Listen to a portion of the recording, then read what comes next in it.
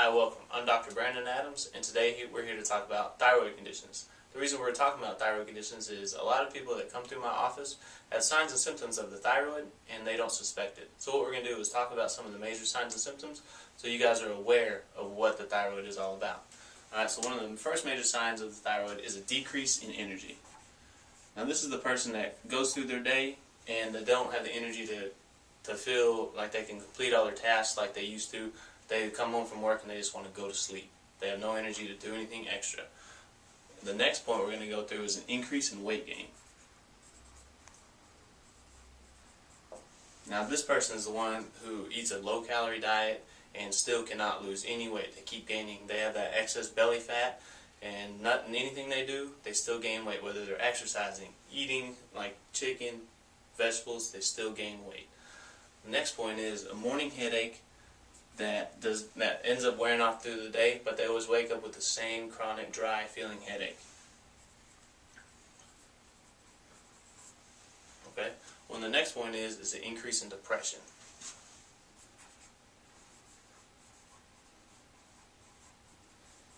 Now, without the thyroid hormone really gets your energy and metabolism going, and when the thyroid hormone starts to decrease in its function and ability, then the person starts losing some of the get up and go drive, and then they start getting more complacent, sitting around most of the day, and then they fall into that depression category.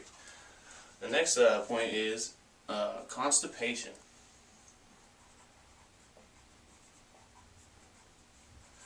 The thyroid hormone also has a lot of ability for the metabolism of food, so getting the bowel moving and getting everything, all the toxins out, it becomes a lot more difficult and laborious.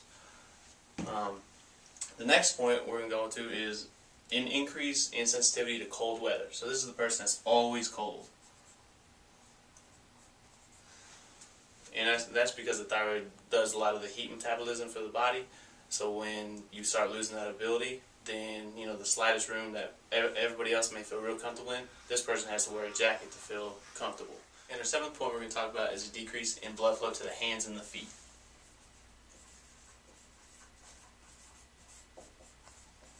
This is going to be the person that always has the ice cold hands no matter where you are, whether you're in 100-degree temperature or not. So they're going to touch your face and they're going to be ice cold. And this is going to happen with the hands and then the feet. Our next point is going to be an increase in muscle cramps.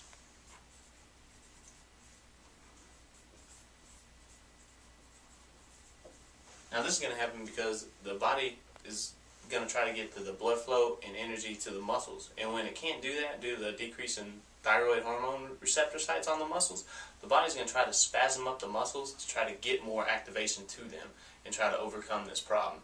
So that's why you're going to see that increase in those muscle spasms just when you're at rest. The next point is going to be a person that's always sick.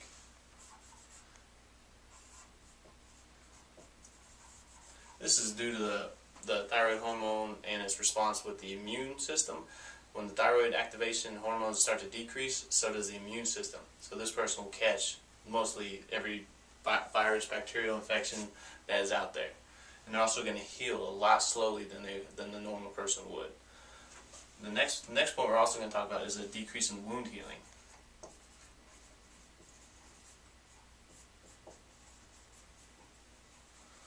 So this is going to be the person that has the bruise for 6 weeks before it starts to heal up. Going to get a cut and it's going to leave a really dark scar and things like that. And that also has to do with the immune system, the way the inflammation works, and everything's just going to labor on a lot longer than it normally would.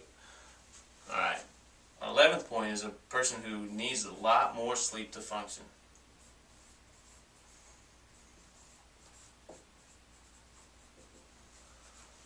They'll sleep 10, 12 hours a night and still feel really tired in the morning and just can't get their day going like they used to be able to. And our 12th point is going to be the person that starts to have changes in their hair, whether it be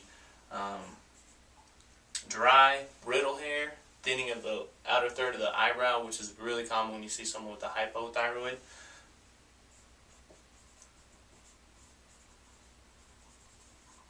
And the person's also going to start to lose part of their hair. It's going to be real thin. You're going to see some of the bald spots. Okay, now this is mainly for all hypothyroid. Now on the other end of the spectrum you have the person with the hyperthyroid. So the thyroid is producing too much hormone, there's too much activation, This is a lot less common than the hypothyroid is. So when you're dealing with the hyperthyroid, you're going to see the person that's always sweating, real energetic. They're going to be a real thin body. Their eyes are just going to be a little bit more popped out, and it just looks like they're on edge all the time, really shaky and jittery. Now that's a lot less common than hypothyroid. Now I'm going to tell you one thing about the hypothyroid, and this is where most medical doctors get it wrong. 90% of the hypothyroids in the United States are all autoimmune conditions. So this is where the big difference is between where the medical doctors start to treat you and then things that we may do that differ, that help out a lot more. So now we're going to talk about some of the things that we can do in our office that differ from the medical community that may be able to help you.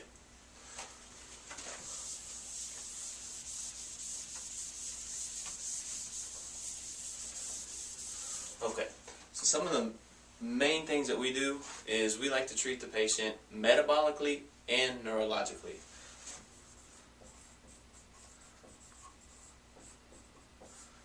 So the metabolic side, so basically that's us looking at blood work, other kind of tests to see what your body's doing and where it can have some improvements to maybe help out with overall body function. Since we don't go at your thyroid directly, we like to treat other areas of the body to make sure they're all properly functioning. And so some of the tests that we do, first of all, we got to have a full thyroid panel.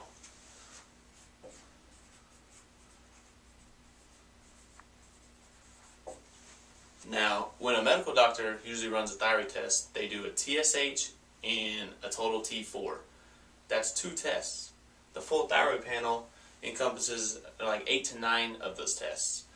And the medical doctors, they base your thyroid off just the TSH if it's low or high, and then your T4 if it's low or high. That tells you one part of the story. The whole ending is over here. So what we need to do is run the full thyroid panel so we can look at your TSH, the T4, the free T3, the total T3, the reverse T3, the free thyroxine index, and then we can look at TPO and TPG antibodies, and this is what's really important. Most of the medical doctors, they don't run the antibody tests. So the antibodies to the thyroid is one of the keys to knowing what is going on with it. So if you have the antibodies to your thyroid, that means your body is attacking your thyroid, and anything you do to help that you think may be helping, whether it be taking the hormone replacement therapy, that's the medical model treatment for thyroid is hormone therapy, and that model was made in 1961 and hasn't changed since. Okay? So after we run the thyroid panel, we want to get a look at what the other body's doing, so we run the complete metabolic. We run the lipid panel. And then we also do a complete CBC with the auto differential, so we can look at monocytes, erythrocytes, white blood cells, and other things like that. So we know if there's some parasitic infection, or they're having allergic reactions to things. So that tells us a great deal about what the body's under stress-wise. Okay, so we do the CBC. And then, this is like one of the main things. Then what we also like to do is run sensitivity testing. So sensitivity testing is basically the way your body reacts to certain kind of foods, mainly gluten. So if your body is reactive to gluten, then every time you eat it, it's like taking a bite out of your thyroid as well. A little bit of your thyroid dies each time you eat gluten. So we like to run the sensitivity testing to gluten, and that tells us a huge part of what you got to stop doing to help yourself get better. Now we also like to check out to see if you're sensitive to gluten, dairy, milk, soy, yeast, and other things like that. So if you're if you're sensitive to any of that stuff, you gotta cut it out. If you don't, you won't get better. That's the bottom line. Now after the sensitivity testing, we like to do an ASI, which is Adrenal Stress Index. So that takes a look at your adrenal glands. Your adrenal glands produce your cortisol, your adrenaline, and things along that nature. Now if your cortisol is really high, you're also going to be under quite a bit of stress. So we like to see what they're doing in response to the body. And the adrenal stress also deals a lot with your blood sugar regulation. So blood sugar issues are another reason why your thyroid can be going under some of these changes. Okay. Um,